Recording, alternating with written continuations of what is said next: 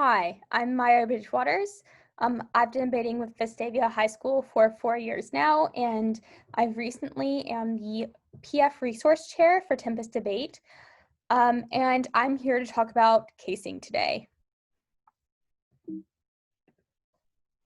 So when you're writing a case, it's important to think about what are the things that make up an argument, and that's going to be uniqueness, link, internal link, and impact. Your case will be a series of these things that are put together to formulate arguments that the judge will hopefully vote for at the end.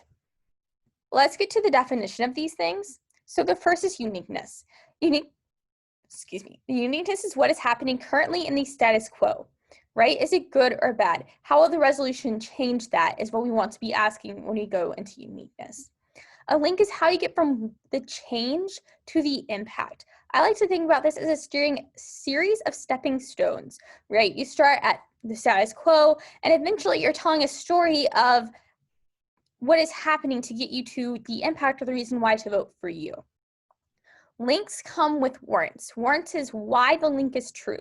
When writing a case, it's important every time you write a link to also include a warrant as well. Then we have the internal link, which is the final step in the path from the uniqueness to an impact, which we'll get into more later. And also we have the impact, which is why does this argument matter? How many people are you saving? And I'd like to add on another question of why is the judge voting for you? And we'll get more into that later. So let's talk about uniqueness. Uniqueness is, remember, what is happening currently in the status quo. This plays out in two scenarios. With AF, we say, hey, here's the status quo, it's bad. We implement the change of the pro, and thus we get this good beneficial thing happening.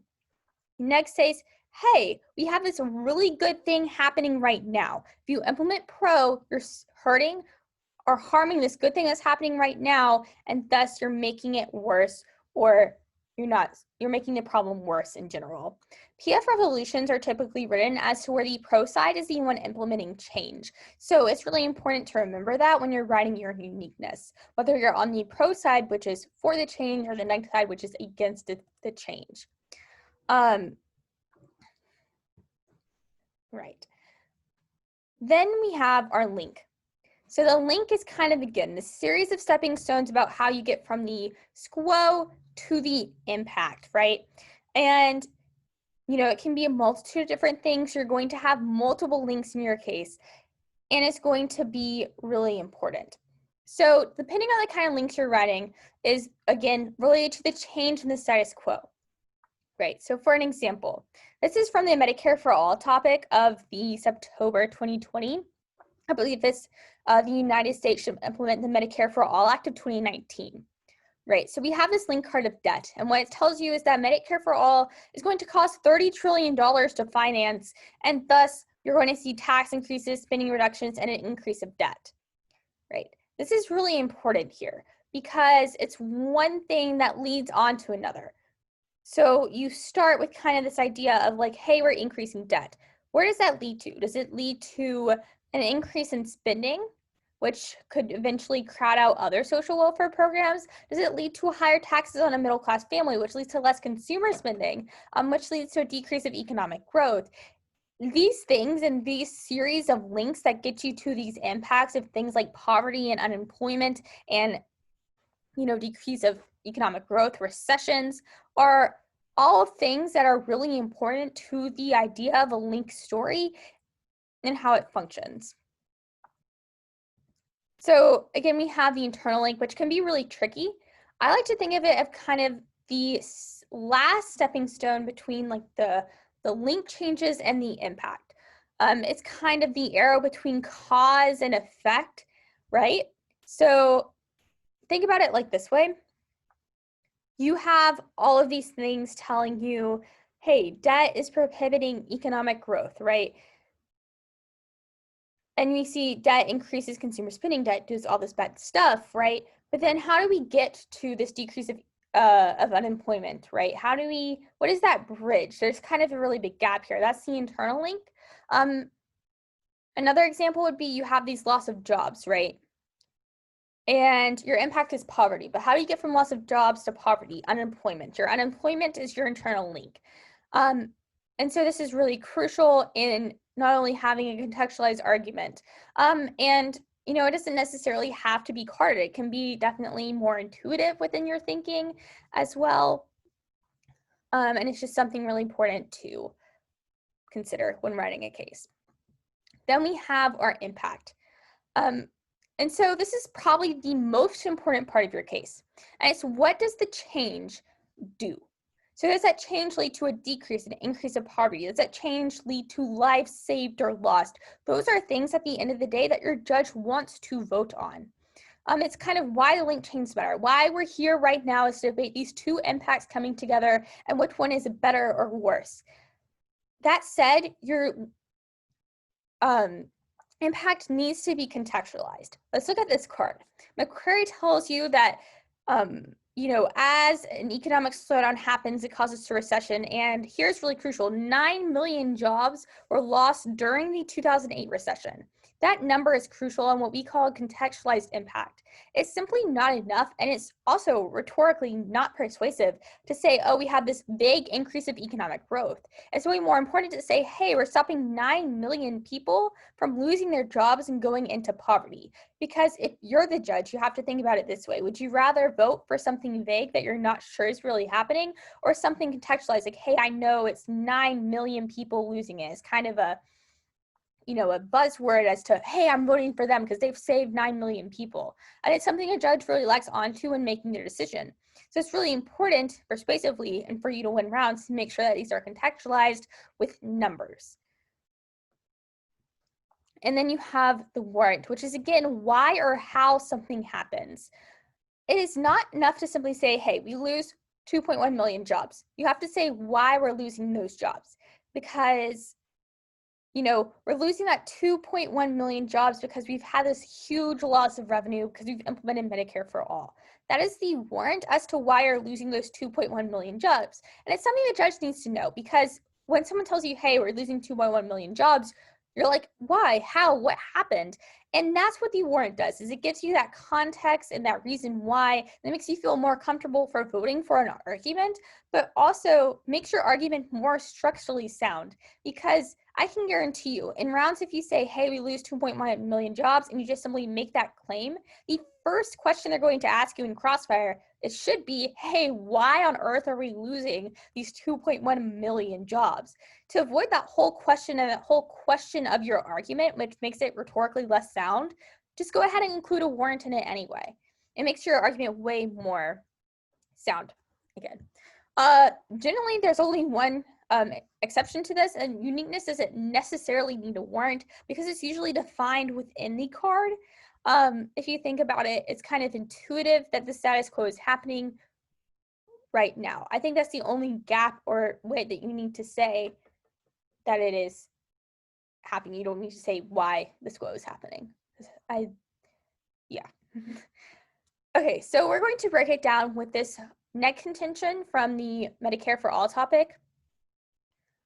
I'll give you a second to pause and actually read this, and then we'll dive into the analysis of it.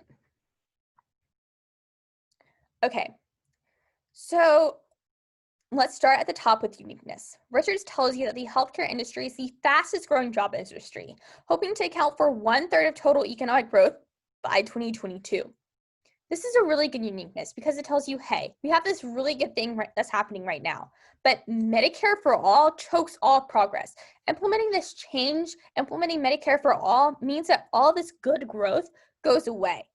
That's really good uniqueness. It's contextualizing the whole argument. It's creating this story and this narrative of, hey, here is what is happening right now in the status quo. Then you have your first kind of link word story with Abelson, 19, and McCarty in these two. This is kind of a good example of your warrant coming before your link. It doesn't necessarily have to be after. It can be intermixed, so they have to be together. So let's look at this. Abelson tells you that Medicare for All abolishes private insurance, right? And because we're abolishing private insurance, we lead to 2.5 million less healthcare jobs nationwide. That's really crucial because let's look at this. You have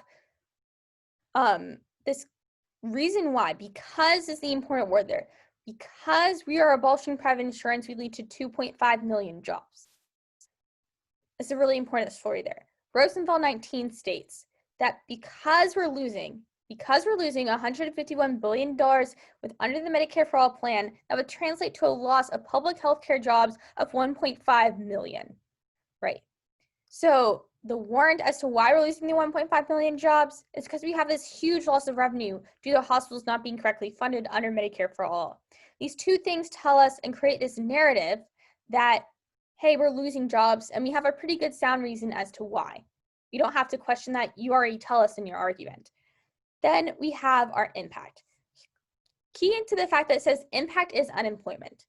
I say that it's always best to really define what your impact is so it's not buried amongst everything, because your impact is the most important point of the contention. It's why you just gave me all the stuff to listen to and read up here. So it's really important to highlight that. And it's also the reason the judge is going to vote for you. I'm not going to vote for you because you lose 2.5 million jobs. I'm going to vote for you because this 2.5 million jobs lead to poverty, which is a way more bigger and more contextualized impact, right?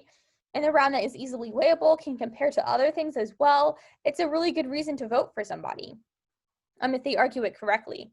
So that gets down to our impact card of Gorman 20, who finds that increasing the unemployment rate by 1 percentage point increases the poverty rate by 0.7 percentage points. Look at the contextualized impact again, right? We see this 0.7 percentage points increase of poverty. Now you may notice that there's no internal link highlighted within this passage. And that's because this is a good example of the internal link being implicit, meaning that it doesn't need to really be carded at all. Because what is the internal link? Jobs, right? It's kind of stated in the impact card. It's kind of have this common theme, right? So the internal link is jobs. But another thing to notice about this whole contention is look at how good it is at building this story, right? It kind of takes you on a theme like, hey, we're doing really good now. Medicare for All loses all these jobs, and as a result, we have poverty. It's able to create this narrative that's more convincing and, just feasible to vote for at the end of the day. So in public forum, there's really two types of cases that are on trend right now. And the first is a one contention case. A one contention, a benefit of it is it creates more of a narrative, right? You have this common theme throughout, and you're arguing the same thing. It's very persuasive to not change your argument and kind of have this theme as to your round. It's a buzzword that a judge can see and vote for and know. If you're going to go the narrative route, it's important to have multiple links into your impact. For example, when we were running this topic, Medicare for All, my partner and I had a common theme of access, and we did that through three ways. The first was decreasing prescription drug prices, right? The third was through giving preventative care. The fourth was putting funding back into these rural hospitals. All of these things have an impact of giving more people access to healthcare, saving more lives. That whole narrative played through our whole entire round to create a really good contextualized story at the end as to why the judge should be voting for us. Then we have our multiple contention cases, which cover a lot of different arguments. It's really good for diversifying within the round. You can have one contention completely on the economy and another completely about saving lives.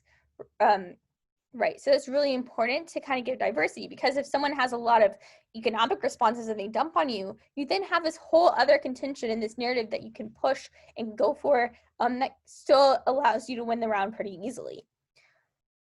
Which is kind of the second point of it gives you the choice within the offense that you have.